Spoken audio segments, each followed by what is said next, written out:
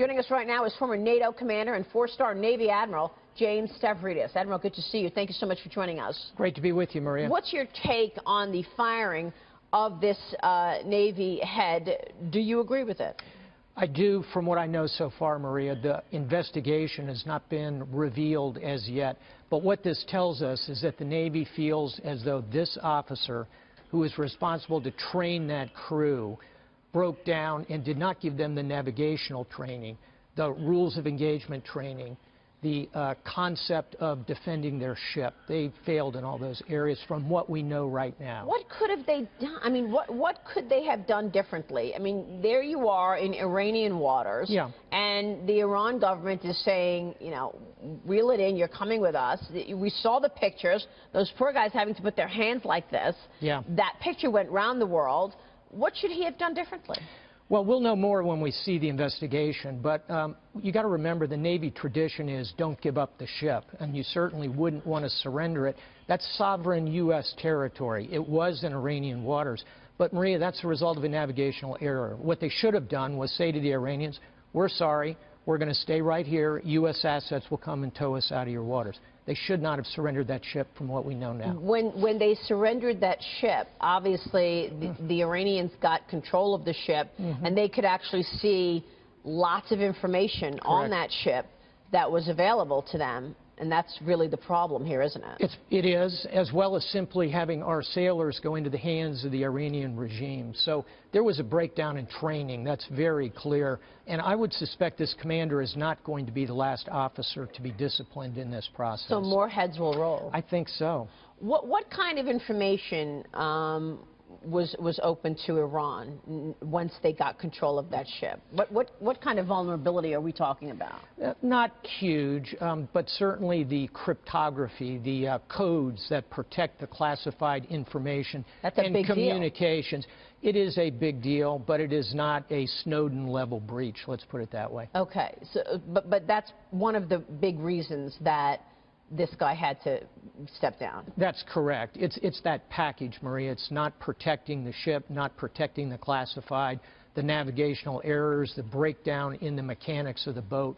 When you put all that together, someone has to be held accountable. We do that in the military. We hold people accountable. And you think he could have stood his ground and said, we're not leaving the ship, and Iran would have gone with that? It's hard to say. Again, we've got to see the investigation, but these were fairly heavily armed boats. Take a look at the video at some point. You'll see big machine guns on those boats. The Iranians who approached them were in little boats, and they just had handheld weapons. Again, I want to see the investigation, but it's not clear to me that our sailors faced overwhelming military force that day. Well, this is one of those situations where you better be ready. I mean, you know, you're in a situation where you've got to react. It could have gone either way. That's exactly right. This is hard stuff. It is hard stuff, and I'm enormously empathetic, particularly to the young lieutenant who was on the boat and in command on the site. Those are immensely hard decisions for any military officer, that decision to use lethal force. I don't want to second judge him, at least until we see the investigation in its entirety. This is actually quite extraordinary. Let me switch gears and ask you about what's going on in terms of this new technology. ISIS is releasing a new Android app, and it's targeting children, that teaches them the Arabic alphabet, allegedly references weapons, jihad, an app.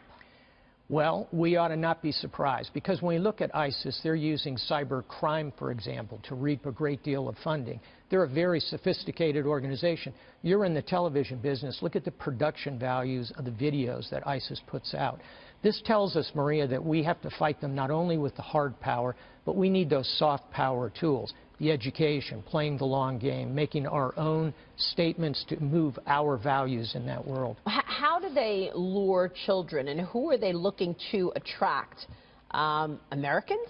I think that, as we've seen most recently, the call of ISIS inside the United States is actually declining. I think what they're going after are the European populations, where they have large, out in the suburbs, these populations in France and in the United Kingdom. They're also obviously targeting the immediate vicinity of ISIS, so Syria, Lebanon, Iraq. Where do you start any educational program, and that's how they see this, they start with children. I mean, you look at the pictures of this app, they've got crayons and, sure, you know, anything at all to lure in young people, to try to get them involved in the fight as young as possible. Yeah, this is a very sophisticated opponent. We've never seen a terror group like this that operates globally, has such sophisticated advertising and branding. Think about that black flag of ISIS. Right. 2 years ago, you could not have picked it out of a lineup. Today, it is the most downloaded image on the World Wide Web. Are you kidding me? The most downloaded image. Do you think they're going to be effective with this? I think they will be effective in disenfranchised populations in the Middle East. If you have no hope, no job, no money, no family, you are very vulnerable, and children who are coming up in that environment receive that message almost like osmosis from their parents. So I think, unfortunately, they will be effective, and we need to counter it. Not us, the United States, but our allies and friends in the region. I understand countering it with education and, sure, and different kinds of tools, but will the U.S. be able to track this app and get ahead of it? Well, now you're touching on a really interesting aspect of this, which is cooperation between the tech companies, say Twitter, and the U.S. government, for example, as one government which tries to do that. I'm hopeful we can negotiate that kind of agreement. We just saw a few days ago Twitter step back from helping the U.S. government in a surveillance means. This is a delicate conversation between privacy and security, but I'm hopeful that our tech companies will be helpful over time. Yeah, it sure is important. Admiral, good to see you. Thanks so much. It's great seeing you, Maria, Appreciate it. in Vegas at 3 o'clock in the morning.